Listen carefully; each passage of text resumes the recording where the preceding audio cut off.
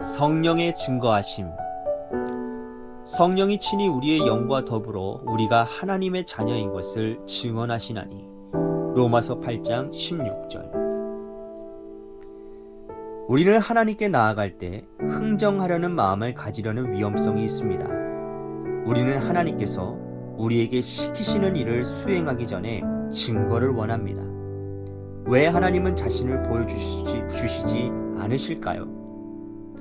주님은 그렇게 하실 수 없습니다. 그 이유는 당신이 완전히 주께 내려놓지 않는 한 당신 자신이 주님의 증거를 방해하기 때문입니다. 그러나 당신이 다 내려놓으면 하나님은 자기를 증거하십니다. 주님은 당장이라도 당신 안에 있는 그분의 속성을 증거하십니다. 만일 당신이 실체가 아닌 다른 증거를 가지고 있다면 감상적 감정에 빠지게 될 것입니다. 그러나 당신이 구속의 근거에 당신을 내려놓고 주제넘게 따지지 않는 즉시 하나님께서는 증거를 주십니다. 당신이 논리와 주장을 내려놓자마자 하나님께서는 주께서 이루신 일들을 증거하십니다. 그때 우리는 주님을 기다리시게 했던 우리 자신의 무례함에 놀라게 됩니다. 하나님께서 당신을 죄로부터 구원하실 수 있는지 알고 싶으면 주께서 구원하시도록 맡기든지, 아니면 주께서는 나를 구원할 수 없다고 말하십시오. 이 사람 저 사람의 말을 인용하지 말고 마태복음 11장 28절을 시도해 보십시오. 내게로 오라. 수고하고 무거운 짐을 지고 있다면 주님께로 오십시오. 만일 당신이 악하다라는 사실을 안다면 기도하십시오. 성령은 주님의 구속을 증거하십시오. 성령은 다른 그 어떤 것도 증거하지 않으십니다. 그는 우리의 논리를 증거해 줄 수 없습니다. 그런데도 자연스러운 상식적 결정을 내린 후에 성령의 증거라고 오해하는 경향이 있습니다. 그러나 성령은 자신의 속성 및 구속의 사역을 증거하실 뿐 절대로 우리의 이성을 증거해 주지 않으십니다. 만일 성령으로 우리의 이성을 증거하게 하려고 시도할 경우 당연히 어둠과 혼돈 가운데 빠지게 됩니다. 이러한 모든 어리석음을 내버리고 주님을 신뢰하십시오. 주께서 성령의 증거를 주실 것입니다. 주님은 나의 최고봉 새벽 묵상, 오늘은 11월 28일 성령의 증거하심이라는 제목으로 말씀을 나누도록 하겠습니다.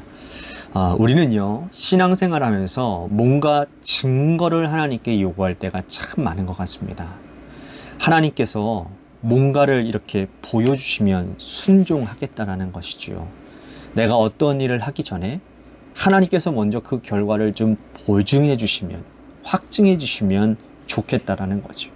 거기다가 그렇게 하는 것의 당위성에 대해서도 자기 나름대로의 다 이유가 있는 것이죠. 자기의 논리와 주장이 나름 서 있는 거고요. 그래서 더 순종의 길로 나아가지 못하는 것 또한 사실이라는 거죠. 그러나 성경의 원리는 그렇지가 않습니다. 하나님의 말씀에 먼저 순종해야 그 결과를 볼 수 있습니다. 한번 예를 들어 볼까요? 엘리야가 사렙다 과부를 만났을 때 먼저 가서 남은 가루와 기름으로 자신을 위해 떡을 만들라고 요구합니다. 오랜 가뭄으로 인해서 식량이 떨어져 이제는 남은 가루와 기름으로 마지막 떡을 만들어서 아들과 그것을 먹고 죽겠다는 것이었는데 그걸 자기에게 가져오라는 거예요. 먼저 사렙다 과부는요, 감사하게도 엘리야의 말대로 그렇게 합니다. 그리고 그 결과는 우리가 아는 것처럼 가뭄이 끝날 때까지 그 빵에 또 기름통에 가루가, 기름이 동이 나지 않는 놀라운 일이 일어나게 되지요. 성경에는 이런 이야기들이 무수히 많습니다. 출애굽한 이스라엘 백성들이 요단강을 건널 때에도요, 물이 갈라진 후에 건넌 것이 아니라 제사장들이 먼저 발을 디딜 때, 요단강 물에 발을 디딜 때 강물이 갈라지는 역사가 나타났어요. 오병이어의 기조도 마찬가지지 않습니까? 한 아이가 물고기 2마리와 보리떡 5개를 먼저 내놓았을 때 기적이 일어났습니다. 그러니 여러분, 하나님께 우리가 뭔가를 요구하기 전에 순종의 발걸음을 내딛으시기를 바랍니다. 그러면 하나님은 분명 그 믿음을 보시고 응답하시고 역사하실 것입니다.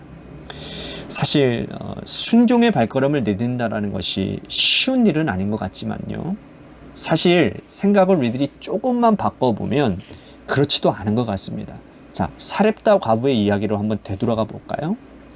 그가 엘리야의 말에 순종하지 않고 그냥 떡을 만들어서 아들과 함께 먹었다고 칩시다.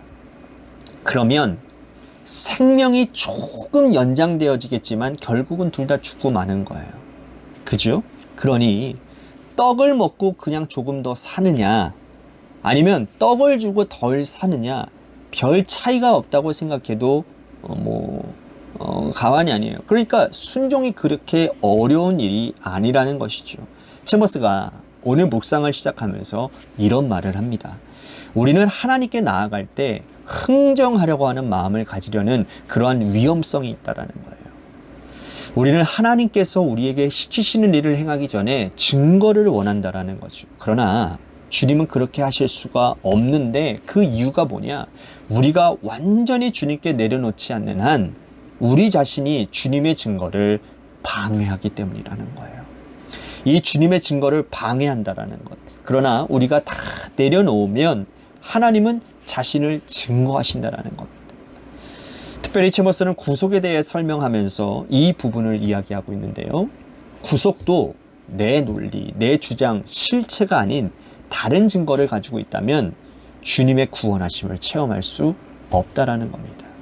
그러나 그 모든 것들을 다 내려놓고 주님께 먼저 내 발걸음을 내딛는다면 주님은 우리의 모든 수고와 또한 무거운 짐을 받아주시고 용서해 주시고 의의 길로 인도해 주실 거라는 거예요. 구원에도요, 자꾸 자기만의 생각과 논리, 주장을 갖는 사람들이 있습니다. 행함, 착함, 또 심지어는 종교 행위까지 이 모든 것을 구원의 근거로 두려는 사람들이 있다라는 거예요. 아닙니다. 구원은 전적인 주님의 은혜요, 주님의 역사입니다. 우리는 믿음으로 그것을 받아들이기만 하면 되는 거예요. 주님이 이미 이뤄놓으신 그 구원의 역사에 우리가 믿음으로 순종의 발걸음을 내디디면 되는 겁니다. 그러면 이 땅에서의 구원받는 자로서의 삶을 살아갈 수 있습니다. 그 은혜를 누리며 살 수 있는 거예요. 여러분, 우리 안에는요, 성령님이 내주에 계십니다. 이 사실을 믿으십니까? 그리고 그 성령님은 주님의 구속하심을 증거하신다라고 챔버스는 말을 해요. 성령님은 다른 그 어떤 것도 증거하시지 않는다고요. 그렇습니다. 성령님의 가장 중요한 사역은 뭡니까? 주님의 구속을 증거하는 일이에요.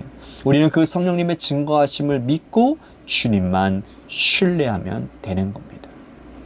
챔버스가 이런 말을 해요. 성령님은 우리의 논리를 증거해 줄 수는 없는데 그런데도 자연스러운 상식적 결정을 내린 후에 성령의 증거라고 오해하는 경향이 있다라는 겁니다.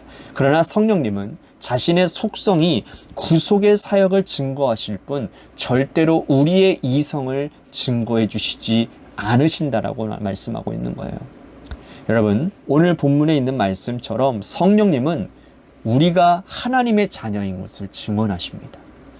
우리는 그 사실을 믿음으로 받아들이면 되는 거예요. 그리고 구원받은 하나님의 자녀답게 살면서 믿음의 순종을 하면 됩니다. 그러면 내 삶에서 역사하시는 하나님을 체험하게 될 것이며 챔버스의 표현대로 주께서 성령의 역사를 주실 것입니다. 그 성령의 증거를 말이죠.